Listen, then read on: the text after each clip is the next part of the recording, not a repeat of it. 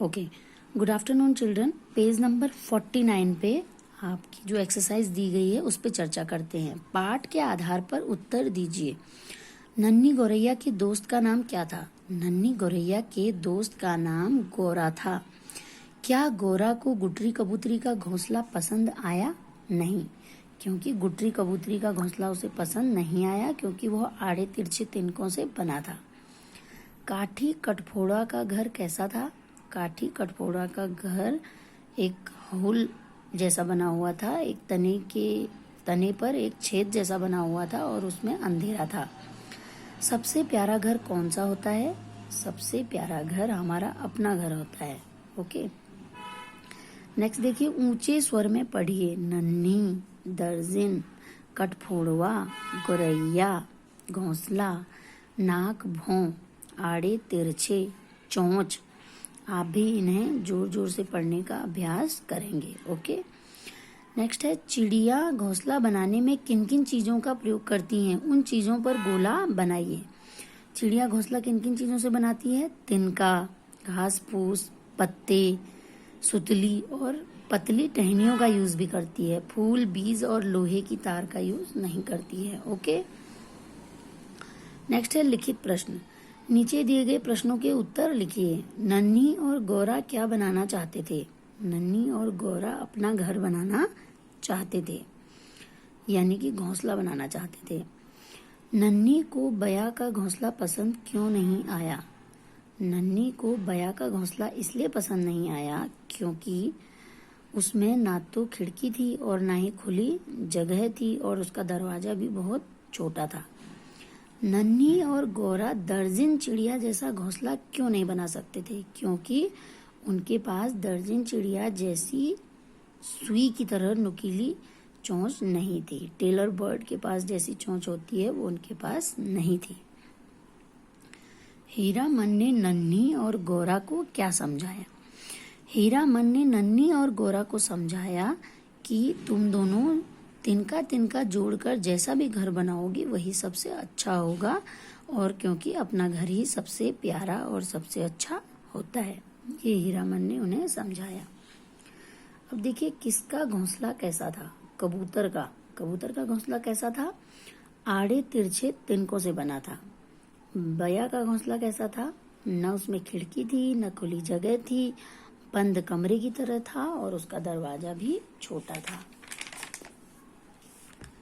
Next देखिए, दर्जन चिड़िया का घोंसला कैसा था? वो हरे पत्तों से सिलकर बनाया गया था।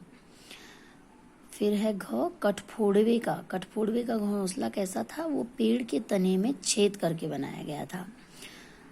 नेक्स्ट देखिए, वाक्य पूरे कीजिए। बया का घोंसला सबसे डैश होता है। क्या होता है? सबसे सुंदर होता है। दर्जन चिड़िया की चोंच डैश की तरह नुकीली थी। किसकी तरह नुकीली थी? सुई की तरह नुकीली थी। कटफोड़वा पेड़ के डैश में छेद कर रहा था। किस में छेद कर रहा था? पेड़ के तने में छेद कर रहा था। घ है, डैश घर सबसे प्यारा सबसे अच्छा होता है। अपना घर सबसे प्यारा और सबसे अच्छा होता है। ओके, नेक्स्ट देखिए, सही उत्तर के सामने सही का निशान लगाइए। आपको अपना घर कैसा लगता है? अच्छा, है ना? हमें अपना घर अच्छा लगता है ना? आप अपने घर में कूड़ा कहाँ डालते हैं? कूड़ेदान में। सभी लोग कूड़ेदान में ही कूड़ा डालते हैं ना? क्या आप घर की सफाई में सहायता करते हैं? कभी नहीं, कभी कभी, हमेशा या बिल्कुल नहीं? हमेशा। हमें हमेशा ही करनी चाहिए सहायता। ओके, तो आप हमेशा पे टिक करेंगे। भाषा बोध, पढ़िए, समझिए और लिखिए। देखिए है क्या? चिड़िया का लिख दिया चिड़िया, ऊपर एक चंद्र बिंदु लगा है, यहाँ पे देखिए चिड़िया। ओके, चिड़िया है एक और चिड़िया हैं अनेक, यानी वन एंड मैनी। एक है तो चूहिया, बहुत सारे हैं तो चूहिया। एक अगर है तो गुड़िया, बहुत सारी हैं तो गुड़िया। एक बुढ़िया, चार बुढ़िया या बहुत सारी बुढ़िया। एक कठफोड़वा, चार कठफोड़वे। एक तोता, बहुत सारे होंगे तो तोते। एक घोड़ा, अगर बहुत सारे हैं तो घोड़े। एक घोंसला, और बहुत सारे हैं तो घोंसले। बच्चों यहाँ पे एक चीज ध्यान रखना, देखो यहाँ पे अगर 1 है तो या लिखा है, अगर बहुत सारे हैं तो ऊपर एक चंद्र बिंदु लगाने से ही ये मैनी बन गया है। देखिए बहुत इजी है, या के ऊपर चंद्र बिंदु लगने से ये बहुवचन बन गए हैं। ठीक है, ज्यादा जो होंगे। और यहाँ पे देखिए लास्ट में आ की मात्रा है, वा, ता, अड़ा, ला, और यहाँ पे ए की मात्रा हो गई है, वे, तोते, घोड़े, घोंसले, इस तरीके से। नेक्स्ट वन देखिए, उदाहरण के अनुसार शब्द बदलिए। नन्हा, नन्ही, ये मेल और फीमेल चीजों के लिए यूज होता है। देखिए नन्हा, यह नन्हा सा बच्चा है। अगर लड़की है तो यह नन्ही सी बच्ची है, इस तरीके से इसे समझेंगे। अच्छा, अच्छी, तुम्हारा घर अच्छा है, या तुम्हारी बालकनी अच्छी है। देखिए दोनों चीजों में फर्क है। घर के लिए मेल यूज हुआ है अच्छा, और बालकनी के लिए अच्छी यूज हुआ है। ओके, इस तरीके से आप इसे सेंटेंस में यूज करके समझ पाएंगे। खुला, खुली, नुकीला, नुकीली, अपना, अपनी, छोटा, छोटी, रसीला, रसीली। देखिए पढ़िए, समझिए और लिखिए। उड़, उड़ा, उड़ी, उड़े, उड़ो, उड़िए। उसी तरीके से सीख, सीख, देखिए जैसे मैं गाना सीख रही हूँ। नेक्स्ट देखिए, मैंने गाना सीखा। या यहाँ पे देखिए नेक्स्ट, मैंने बहुत सारी चीजें सीखी, मैंने बहुत सारे गाने सीखे। तुम भी गाना सीखो, आइए गाना सीखिए। इस तरीके से। चल, मैं चल पड़ी, वह घर से चला।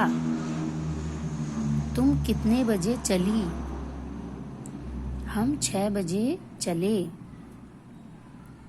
चलो घर चलें, आप भी घर चलिए। इस तरीके से चला, चली, चले, चलो, चलिए, ये वर्ड यूज हुए हैं बच्चों। ठीक है, अलग अलग सेंटेंस के हिसाब से यूज होता है। आपको ये सेंटेंस जब आप बोलेंगे तभी आपको ये समझ में आएगा। ओके, अब देखिए कविता वाचन।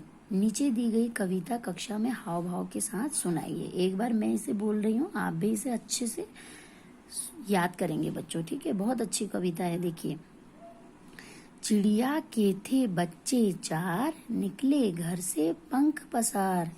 पूरब से पश्चिम को आए, उत्तर से दक्षिण को आए।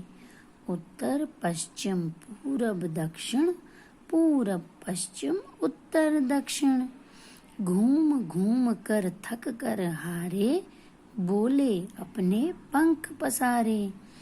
देख लिया हमने जग सारा, अपना घर है सबसे प्यारा। देखो जिस तरीके से हमने इस कहानी में पढ़ा ना कि अपना घर सबसे प्यारा होता है, उसी तरीके से उसी चीज को यहाँ पोयम में बताया गया है। ये उत्तर, पश्चिम, पूरब, दक्षिण, ये क्या है? 4 दिशाएं हैं।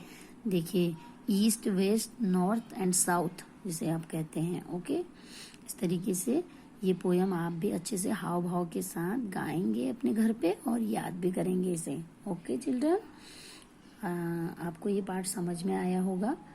ठीक है, नेक्स्ट टर्न में मैं इस पार्ट के क्वेश्चन आंसर और नोट्स आपके लिए नेक्स्ट टर्न पे भेजूंगी। आज आप बुक में जितना मैंने कराया है, बुक एक्सरसाइज आप पूरा करेंगे और इस पार्ट को रीड करेंगे। Okay, thank you children.